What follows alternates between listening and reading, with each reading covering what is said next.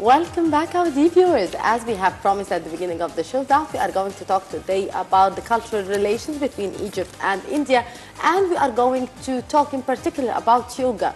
To what extent yoga is an important physical and spiritual exercise. To shed light on that issue, we are very much delighted to have His Excellency Ambassador Bhattacharyya. He is the Indian ambassador to Cairo. Hello, Mr. Ambassador. How do you do? And before I begin, I would wish to wish all your viewers Ramadan Kareem, Kul Ayam wa Entum Habir, Ramadan Kareem. Allah, thank you very much, Mr. Ambassador. Good morning, Mr. Ambassador.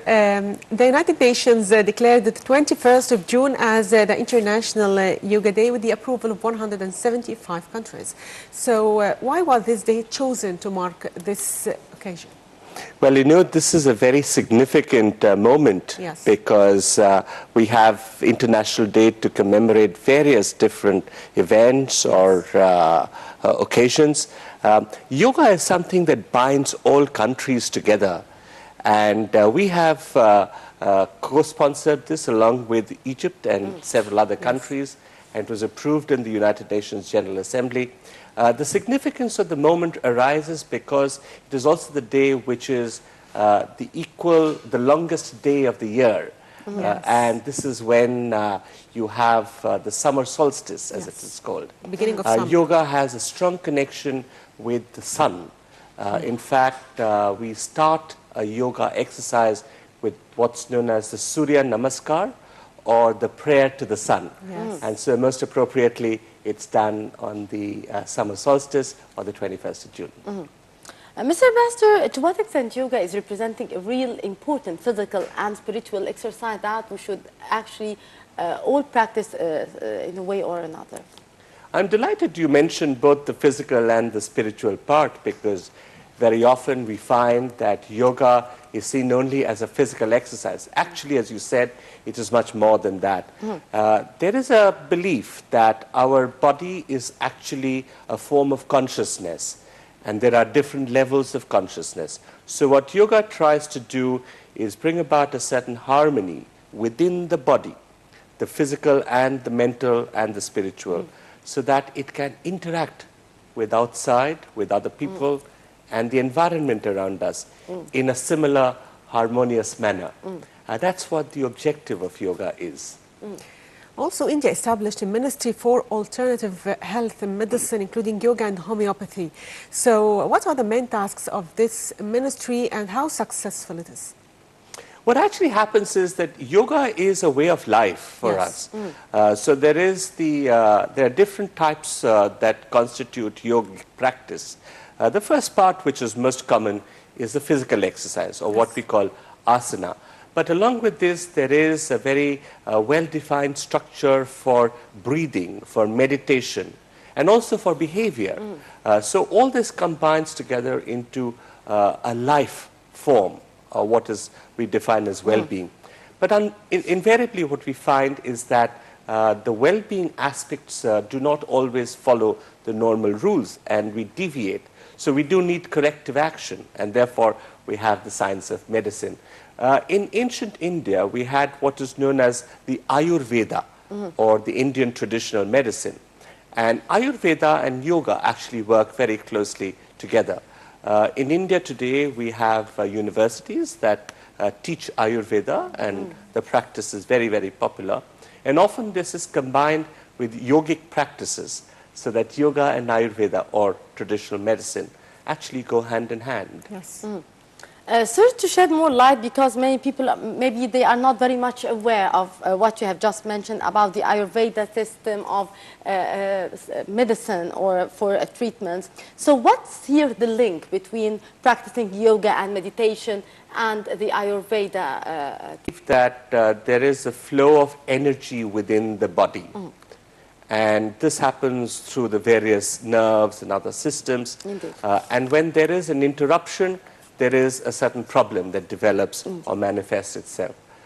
We also believe that your physical activity and your spiritual self, how you cleanse yourself inside, will often be able to correct some of these imbalances.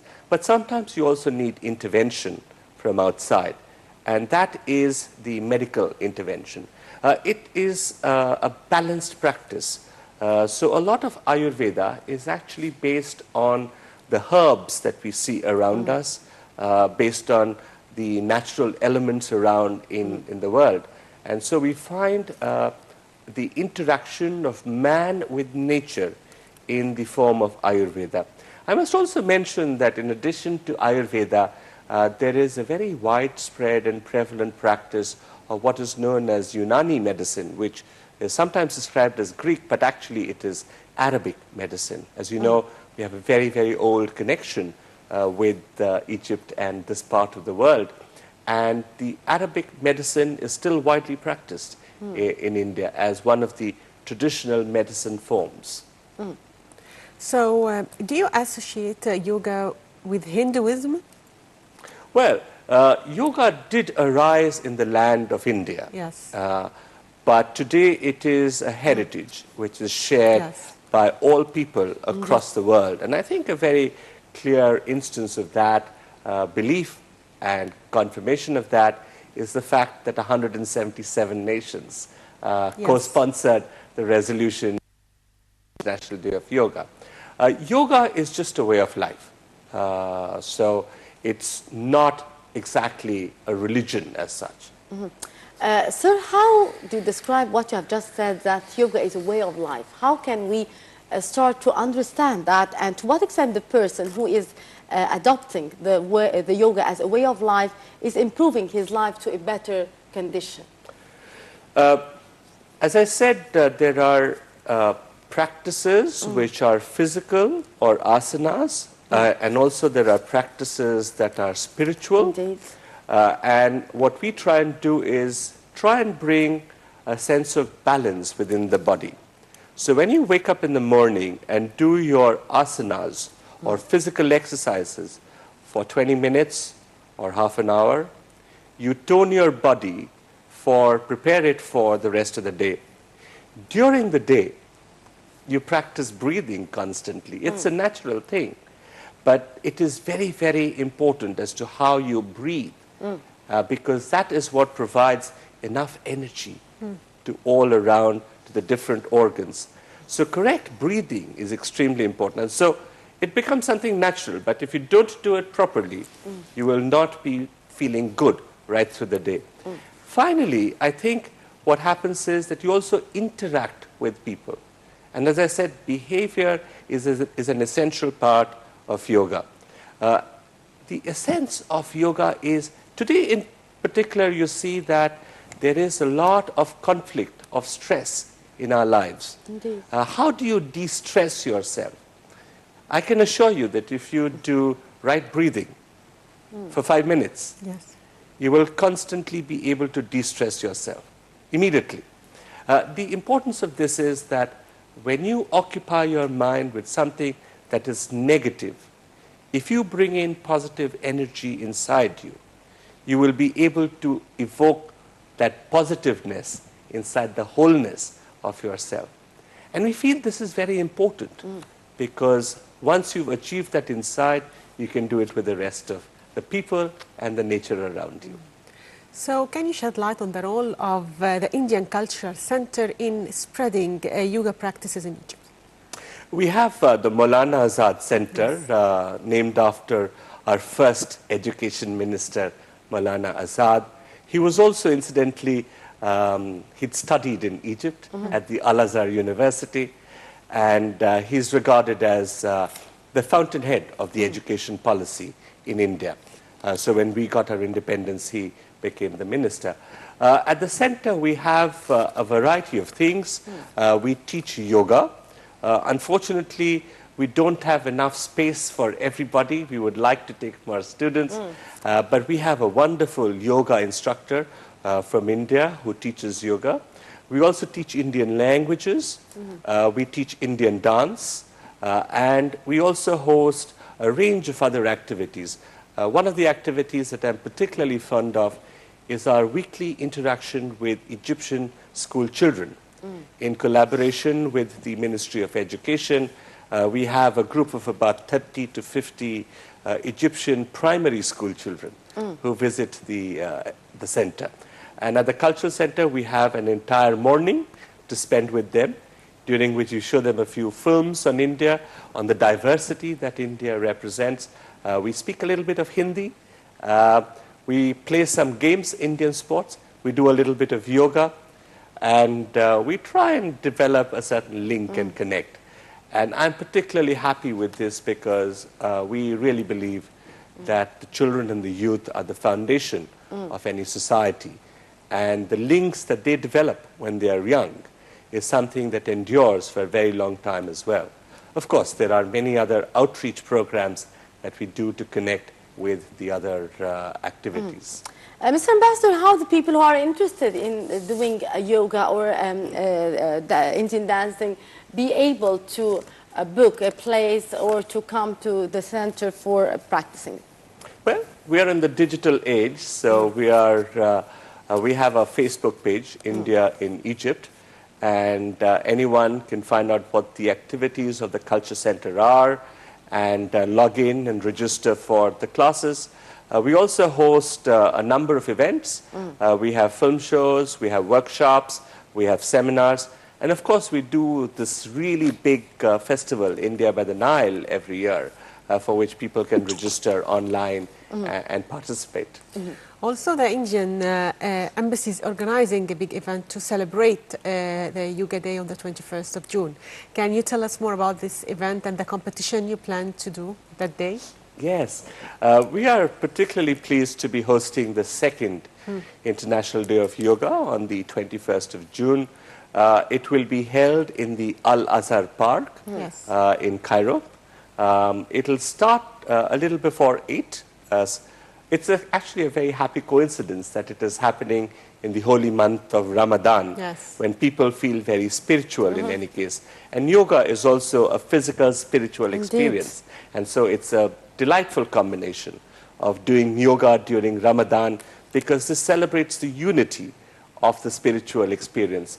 So on the 21st of June, we have developed a common yoga protocol, which will be practiced across the globe, starting from Fiji very early in the morning in the Pacific Ocean.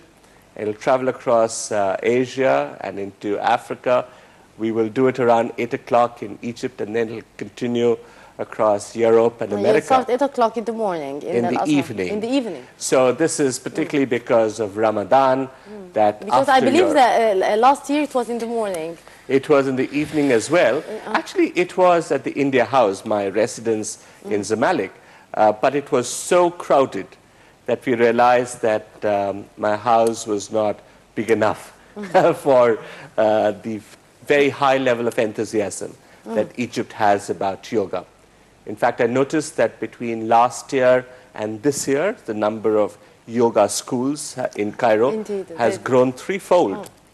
So what we're doing this time is that we will do the common yoga protocol at 8 o'clock, but before and after, we will accommodate the various yoga schools in the city, and they will run their own yoga practices. As I said, yoga has many, many different parts to it.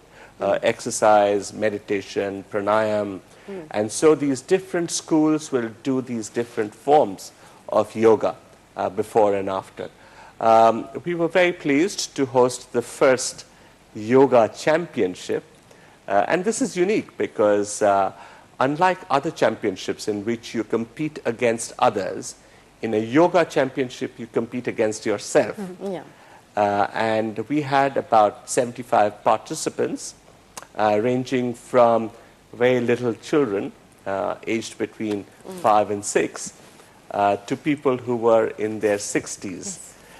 It was a delightful experience to see how the practice of yoga has grown in Egypt, both in terms of expertise and numbers. But how do you explain that? Because I did feel, actually, Mr. Ambassador, that people, most of the people now are really interested in that exercise, in yoga in particular, and many schools have been created and established for yoga training. And to what extent you are aware and in relation with these schools who are teaching yoga?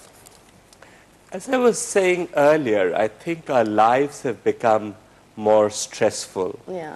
and we need to de-stress. Also, if we look at the society around us, there is growing conflict, so we need peace. And I think for both these, it is very useful to do yoga. We need to go back to our traditions. We have a very healthy tradition of being able to address some of these social and personal issues. And yoga helps these in a very beautiful manner. And I think the wonderful people of Egypt realize that. And I maintain very close links with most of the yoga schools. I visit them. And I'm very, very proud of the fact that the manner in which it has grown is truly marvelous. We also have yoga instructors who come in from India to teach the yoga in the original manner. We have many students from here and teachers who go across to India, and they learn it at the yoga schools back in India as well. So there is a constant exchange of yoga practices between India and Egypt. In your opinion, what tools do you think are essential for starting a yoga practice? I think dedication is the first aspect. I think yoga starts with the cleansing of the body and the mind. So do you think that anyone can do yoga? Anyone can do yoga. I would say everyone should do yoga. And you don't need to be an expert doing difficult exercises. Yes. The beauty of yoga is that you start at the level of physical and mental preparedness that you have today. And every day, through exercise, through yoga, you try and improve yourself so that you do better tomorrow than you did yesterday. Mr. Ambassador, to what extent meditation is an important part of the yoga practices? Our mind gets cluttered with many thoughts, many of them negative. What meditation does is it cleanses the mind. The other thing that meditation does is helps us focus. Because of the very complex life that we live, we often lose the ability to focus on a central task, to be able to identify that this is what needs to be done now. That is what meditation is about. And once you can do meditation properly, you will be able to see the harmony of the energy fields between yourself and those outside. It's a tremendously liberating experience. So it can be a way of life, not just for a short period of time and then you practice yoga for 2-3 months and then leave yoga. No, it's recommended to be a way of life. It right? is actually a way of life, but yoga has no restrictions and it has no stipulations. Everyone must choose and do the yoga in the manner they feel best. So it's okay to do yoga, physical yoga, for a short period of time. It would be good if you can continue, but if you can't, that's also okay. Because in that short period of time, you will realize the benefits that come from yoga. Mr. Ambassador, what about the other cultural relations between Egypt and India that we can benefit from? Because you have just mentioned the dancing thing here in Egypt. And of course, I believe that Egyptians are very fond of the Indian dancing. So do you provide classes here for the people who are interested, or what activities here? Yes, we have dance classes that are organized at the Culture Center.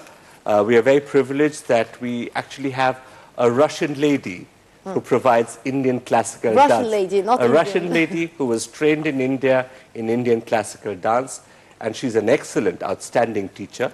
We shall soon be having an Indian dance teacher come to the center as well, which will mean that we will be able to take care of, provide classical dance lessons to many more Egyptians.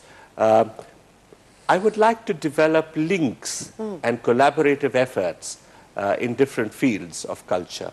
That is the objective of the Culture Center. Indeed. So I want to ask you something. What does yoga mean in Indian language? Yoga means to unite. to unite your energy within and to unite that energy within with the energy outside. It basically seeks to convert positive feelings so that you have a very favorable, a harmonious and peaceful approach towards life around. Most people in India practice yoga. Many of them do it on a very, very regular basis. Some of them do it periodically, or they do a detox, for instance. So there are many forms in which yoga is practiced in India. Mr. Ambassador, why yoga is mainly an important thing that rised in India in particular? Well, it began in India, as I said. Historically, I mean. Yeah. Historically, yoga was practiced for a very long time, but the first texts that we have, it's all written down. The first texts that we have were those written by a person called Patanjali. So it's known as Patanjali Yoga. This was about 2,200 years ago when these texts were written out. He described the 8 forms of yoga in which you try to receive or reach the unity between the 6 different levels of consciousness. So there is a consciousness within, and that unites with the consciousness outside you. But you have just 6 levels, not 2 or 3 levels of consciousness. There are 6 levels of consciousness, and these are different fields of energy within and outside the body, from inside right to the absolute outside when you reach unity with the universe. And there are 8 different forms that Patanjali talked about. Of course, there are many other yoga practices that have been written down by others as well. And schools and universities in India actually teach these forms of yoga. And for how long Indians have been practicing yoga now? Have I? In India, for how long people in India have been practicing? Oh, since the beginning of time. Really? Since the beginning of time. Okay. So can we talk about the different field of cooperation between Egypt and India? Small hint about that? Yeah, I would say that the cultural cooperation between India and Egypt is something that has been a very strong foundation for the building of bilateral relations. I believe it forms a very strong bond between our people because we are both people from ancient civilizations. So we both have a very strong and deep heritage which forms us, gives us a great confidence about our past, and it provides indications about our future because we do not live in the past, but we always learn to work, to innovate, and build a brighter future. For us over here in Egypt, we have different forms. I am seeking to develop closer academic links, links with the youth, and to develop many more collaborative activities. So on the one hand, we have the Culture Center, which propagates or spreads out Indian culture in its many forms. You teach English, Indian language as well in this center? That is correct. We teach Hindi and Urdu at the Culture Center. We have gone out to the universities and schools. At the universities, we have recently established the first Indian chair in the Ain Shams University. This will be for a professor on IT to come from India and teach at the Ain Shams University. Yes, actually Indians, IT engineers are very shrewd and clever. They have done a good job.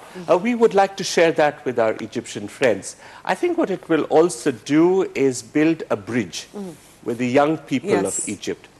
And I am confident that the young people will find new ways in which they will enrich this relationship.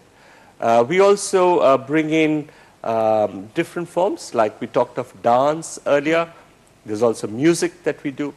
So it's very, very different. To what extent people are actually willing to practice the dancing and music classes the Cultural Center, and you have kindly mentioned also that you are teaching the Urdu and Hindi languages. So to what extent people are actually aware of these languages and are willing to know more about? Well, our classes are absolutely full. And if we had more time and space, we could have had many more students. Dance has always been very popular, particularly Bollywood dance. Of course. And we have a few Bollywood groups that perform in Egypt. We have found that there is a commonality between some of the traditional dance forms and Indian forms, particularly in the folk tradition. You have a very large desert, and there are dances that come from that. And we have a small desert. Last year, during our National Day, we brought a Kalbelia troupe, which is from the desert state in the western part of the country. And we found that the tradition and practice is very, very common. So there is a lot that we would wish to do in terms of collaborative activity. Do you introduce some teaching cooking classes in the Culture Center? Because I believe also the Indian food is quite an interesting and delicious, so that many Egyptians might be willing to know about more and to be taught. Yes, I do find that Indian food, Indian cuisine is very popular. Indian cuisine is very varied. It, of course, changes from region to region. Recently, we had a food festival last month in Cairo. And the essence of this food festival was to show what the innovations in Indian cuisine have been. And so just as you have French cuisine, which is prepared in a very, very delicate manner, we have Indian cuisine, which has also evolved in that same form. And we have beautiful technology coming in with traditional ingredients to give a very interesting experience. We also combine our food with Indian wines and drinks so that it is a very wholesome experience. Yeah, indeed. Was that part of the India by the Nile, or it was? That was a part of the India by the Nile, and it was hosted at the Four Seasons Hotel over here. So it was actually a marvelous experience. Also, the fourth edition of India by the Nile took place last month, right? And took place in many cities, not only in Cairo. That's true. So this year, the India by the Nile was bigger. Yes. We had 12 teams, 40 performances over 2 weeks. Yes. And we went out of Cairo. We went to Alexandria, Port Said, Ismailia, and Beni Suef. Yes. And what were the activities that were held in these cities to make people more aware about Indian culture? But of course, the whole idea of the cultural experience is to update our friends in Egypt about the new developments that have taken place in India. Yes. So for instance, in the food festival, we wanted to bring what the technology aspect in cuisine is, because that is very important. We brought the best Indian rock band playing music. And they performed at a university in Cairo for the first time. And I think the connect that people make when a rock band plays is truly unique. This rock band also went to Ismailia, and they performed on the banks of the Suez Canal, because like the people of Egypt, India believes that there is a great future lying ahead of us around the Suez Canal. And investments, Indian investments in that area are very, very large. In which field are Indian interested in investments? Well, we have about 50 Indian companies that are already present in Egypt with a total investment of about $3 billion. And these are all in the non-hydrocarbon sector. So India is one of the largest investors in the non-hydrocarbon sector in Egypt. But my businessmen are interested in doing even more. Last year, we had 3 new Indian investments that came to Egypt. And this year, there are discussions going on for many more to come into this great country. Indeed. Your Excellency, Ambassador Chanji Bhattacharyya, Indian Ambassador to Cairo, thank you very much for being our guest for today, and have a lovely morning. So thank you very much. It's been a great pleasure. I invite you all to come and join us at the Al-Azhar Park on the 21st of June at 8 p.m. in the evening after iftar. And we will all do yoga and celebrate the unity of the spiritual part of our existence. I'm sure it will be a very unique experience. Thank you very much, Your Excellency. Thank you very much. Thank you, Mr. Ambassador. And now, dear viewers, we'll go for a short break and we'll be back with the breakfast show, so stay tuned.